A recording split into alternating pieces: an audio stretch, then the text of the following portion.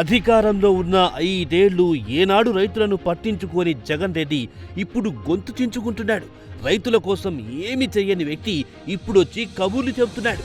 మిర్చి రైతులను ఆదుకోవడం కోసం జగన్ హయాంలో ఒక్క రూపాయి కూడా ఇవ్వలేదు. 2014 నుంచి 2019 మధ్య టీడీపీ ప్రభుత్వంలో మిర్చి రైతులకు ఇబ్బంది వస్తే చరిత్రలో మొదటిసారి ఎవ్వరూ అనుకోని విధంగా 138 కోట్ల సాయం చేశారు.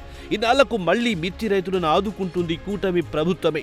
రైతుల కష్టం వస్తే జగన్ రెడ్డి గాలి కొదిలేశాడు, పట్టించుకోలేదు. కానీ ప్రస్తుతం కూటమి ప్రభుత్వం కేంద్రం నుంచి రైతులకు సహకారం అందించేలా కృషి చేస్తుంది.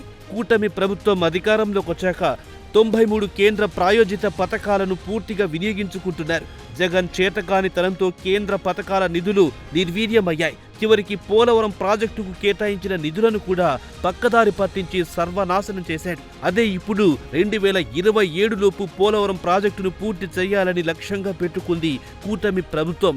వైసీపీ ప్రభుత్వం జల్ జీవన్ మిషన్ పథకాన్ని సరిగ్గా వినియోగించుకోలేదు.